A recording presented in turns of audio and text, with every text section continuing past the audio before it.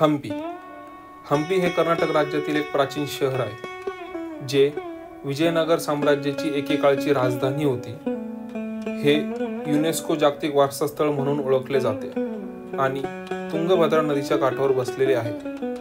तुम्ही मागच्या ब्लॉगमध्ये बघितलं असेल, आपण पुणे ते हम्पी असा प्रवास पुणे, सोलापूर, विजयपुरा, हॉसपेट, हम्पी असा केलाय. तुम्ही येथे स्वतःच्या गाडीने, बसने किंवा ट्रेनने पण येऊ शकता. हे सर्व मार्ग हॉसपेट येथेच येतात आणि हॉसपेट ते हम्पी हे 13 किलोमीटर असे अंतर आहे. तर आता हम्पीत राहायचं कुठे? तुम्ही डायरेक्ट विरूपाक्ष मंदिराजवळ होमस्टे आहेत, तिथे राहू शकता किंवा न्यू हम्पीमध्ये पण राहायची उत्तम सोय आहे. सगळीकडे तुम्हाला 1000 ते 3000 मध्ये रूम्स अवेलेबल आहेत. जर तुम्हाला माझे व्हिडिओ आवडत असतील तर नक्की सबस्क्राईब करा, लाईक करा, बेल आयकॉन प्रेस करून ठेवा, जेणेकरून तुम्हाला नवीन व्हिडिओचे नोटिफिकेशन येत राहतील. तर आपण हम्पीचे 2 पार्ट केलेत, एक नॉर्थ हम्पी आणि साऊथ हम्पी, जेणेकरून आपल्याला ट्रॅव्हल प्लॅन करायला सोपं जाईल. तर साऊथ हम्पीला आपण 2 दिवस दिले आहेत. ह्या 2 दिवसामध्ये आपण लक्ष्मी नरसिंहस्वामी, हातीशाळा, लोटस महल, हजारराम मंदिर, विजय विठ्ठल मंदिर, विरूपाक्षा मंदिर, मातंगा हिल्स असे खूप ठिकाण एक्सप्लोर करू शकतो. आणि नॉर्थ हम्पीला 1 दिवस, त्यामध्ये सुग्रीवा केव, बाली केव, अंजनाद्री पर्वत असे एक्सप्लोर करू शकता. तर चला, ह्या प्रवासात माझ्यासोबत शोधूया त्या प्राचीन इतिहासाला. हम्पीच्या मध्यभागी उभं असलेलं विरूपाक्ष मंदिर हे फक्त धार्मिक स्थळ नाही, तर ते विजयनगर साम्राज्याच्या कला, संस्कृती आणि अभियांत्रिकीचं सर्वोत्तम उदाहरण आहे. हे मंदिर भगवान शिवाच्या विरूपाक्ष रूपाला समर्पित आहे. आजही सतत पूजा सुरू असलेलं प्राचीन मंदिर आहे. मंदिराचा मुख्य गोपुरम हा जवळपास 50 मीटर उंच आहे. तो दगड आणि चुन्याच्या मिश्रणाने बांधलेला असून 9 मजली पिरॅमिड सदृश रचना आहे. वरच्या बाजूला कलशासारखा शिखर भाग आहे, जो दूरवरूनही स्पष्ट दिसतो.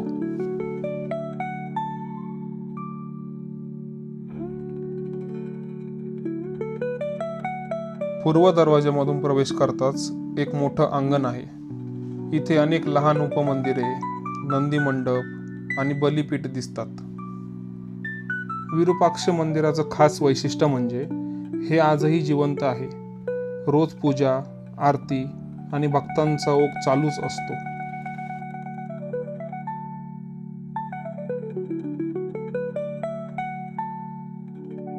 लक्ष्मी ही विरूपाक्ष मंदिरातील हत्तीण आहे.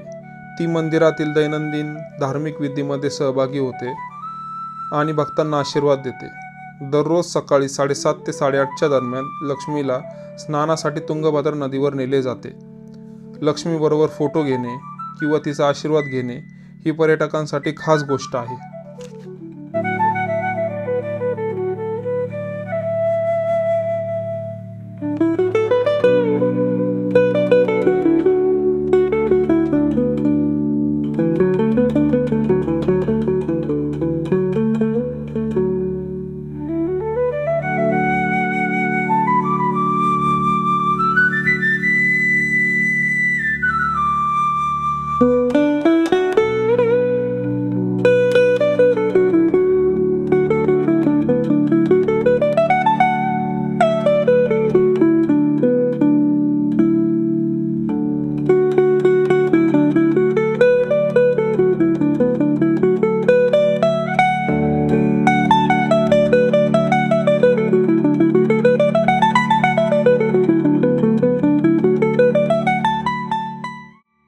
मंदिरातील प्रत्येक खांब, छत आणि भिंत कोरलेल्या कलाकुसरीने सजलेली आहे.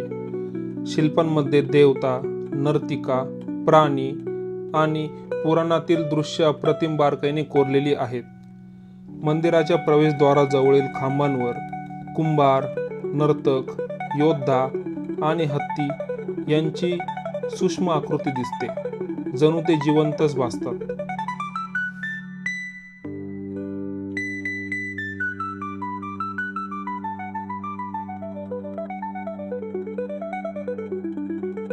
कण्णप्पा नायनार भगवान शिवांचा सर्वात प्रिय भक्त, ज्याने आपल्या दृढ भक्तीने महादेवांचे मन जिंकलेले, त्यांचे सुद्धा ह्या ठिकाणी चित्र कोरलेली आपल्याला पाहायला मिळतात.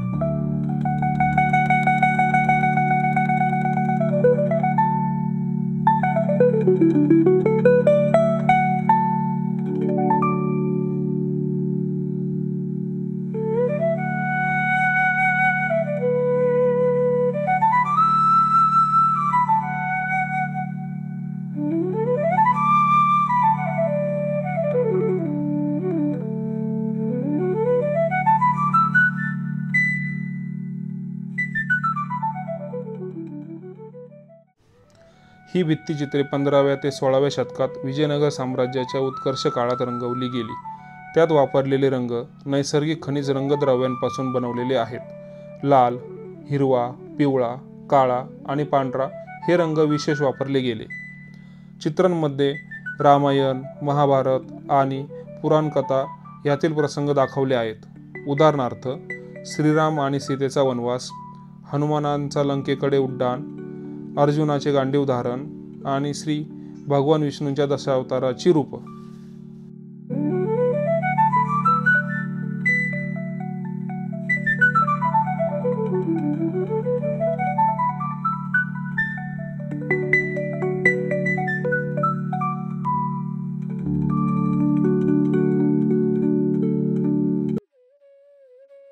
विरूपाक्ष मंदिरात एक अत्यंत विलक्षण वैशिष्ट्य आहे, ते म्हणजे पिनहोल कॅमेरा इफेक्ट.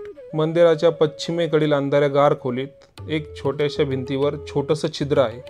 त्या छिद्रातून बाहेरील मुख्य गोपुराचं प्रकाश प्रतिबिंब आतल्या भिंतीवर उलट्या दिशेने दिसतं. म्हणजेच तुम्हाला आतल्या भिंतीवर विरूपाक्ष गोपुराचं उलटं लाईव्ह इमेज दिसतं, जसं जुन्या काळात कॅमेऱ्यात दिसायचं.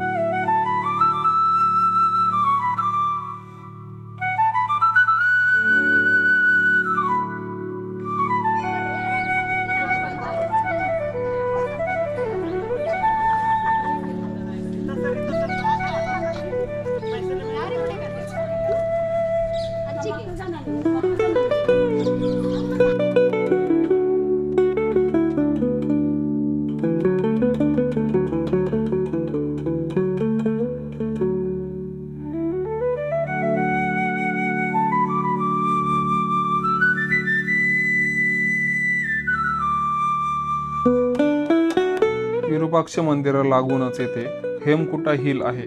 तेथे आपल्याला अशा प्रकारची वेगवेगळी छोटी मंदिरे पाहायला मिळतात. तेथे सूर्योदय आणि सूर्यास्त पाहण्यासाठी हेमकुटा पर्वत हे उत्तम स्थान आहे, जर तुम्हाला जास्त चढाई करायची नसेल तर.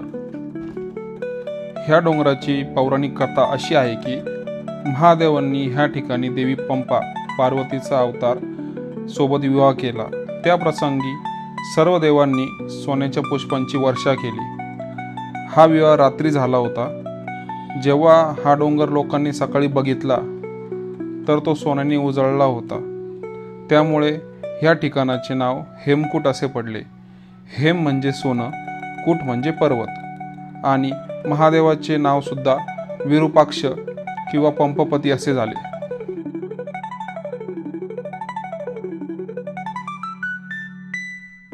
हा आहे हम्पी बाजार, जो की विरूपाक्ष मंदिराच्या मुख्य गोपुराच्या समोर पसरलेला आहे. ह्या बाजारात एकेकाळी सोने, चांदी, रेशीम, मौल्यवान दगड, मसाले आणि धार्मिक वस्तूंची विक्री होत असे.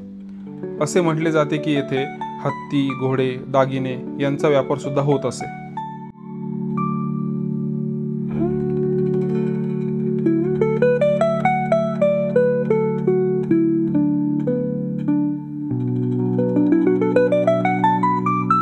तो अभी टाइम गया ही है, इधर उधर घूमने से अच्छा कि थोड़ा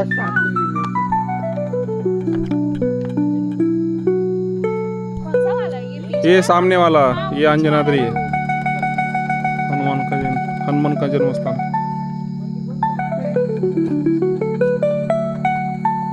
इथे महात्माजींनी एवढ्या जणांनी मिळून इथं अभिषेक केला होता. आणि ते बघ तिथं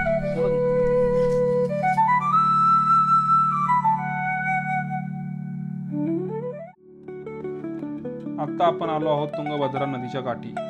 येथे आपल्याला काही शिवलिंग कोरलेले पाहायला मिळतात आणि सूर्यास्त देखील येथून छान दिसतो. अशा शांत नीरव ठिकाणी सूर्यास्ताच्या वेळी बसण्याची काही वेगळीच मजा अनुभवायला मिळते.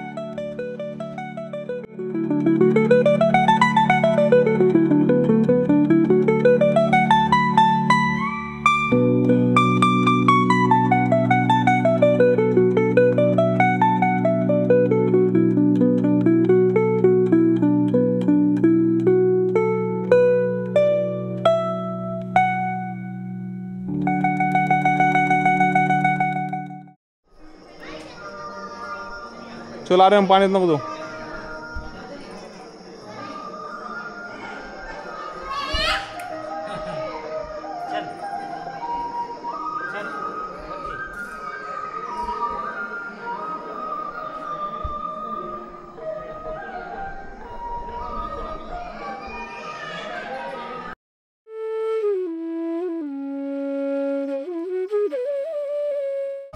झालं तुझं?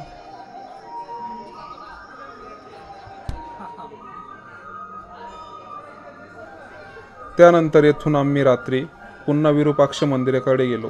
साधारणतः 7 ते 7:30च्या दरम्यान आरतीची वेळ असते. तुम्ही बघू शकता की रात्रीच्या वेळेला इथल्या शांत भक्तिमय संगीतात आणि वातावरणात मन रमून जाते आणि एक वेगळीच शांतता अनुभवायला मिळते. मंदिराच्या प्रवेशद्वारातून आत गेल्यानंतर जे प्रांगण आहे हे रात्रभर खुले असते आणि लोक इथे झोपतात सुद्धा.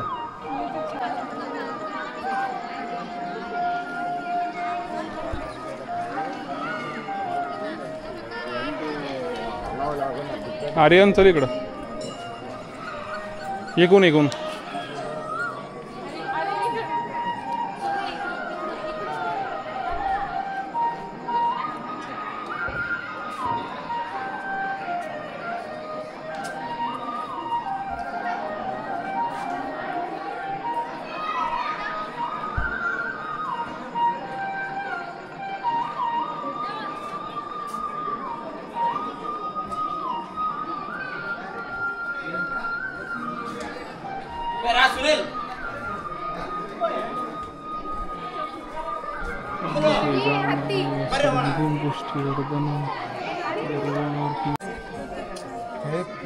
प्रार्थना पण मागू शकता, पण सांगू शकता.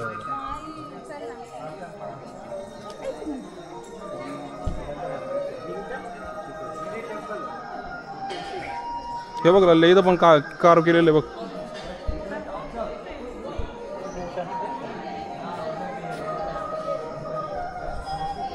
लेडीजनी कसं पाय पडायचं वगैरे सगळं इथं पण लिहिलेलं.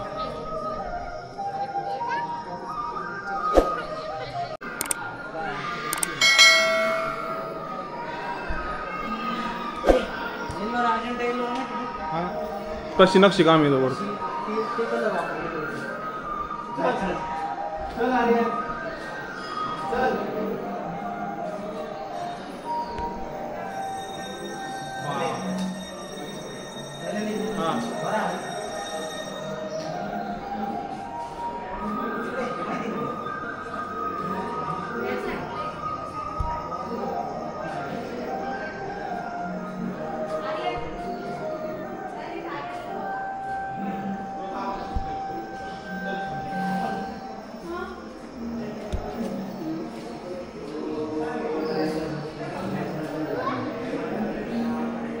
हे अरे वरती पण बघा.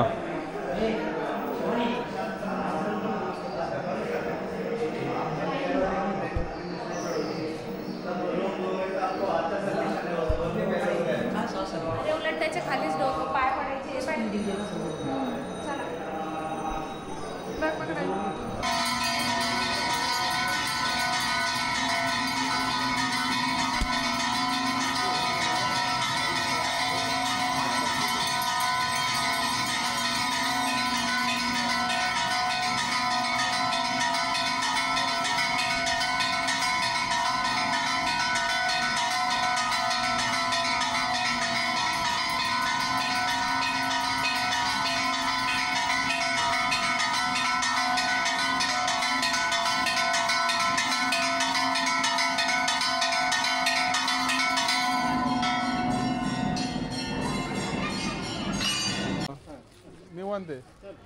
आणि आता दिवसाच्या शेवटी आम्ही आलो आहोत हम्पी रूफ रेस्टॉरंटमध्ये जेवणासाठी.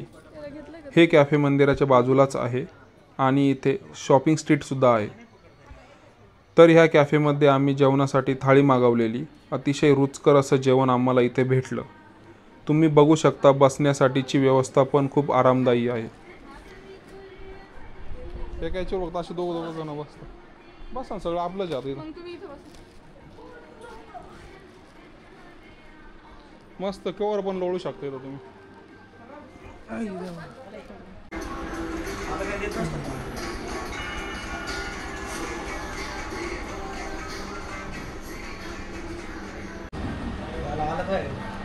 चल हे बघ इकडे बघ.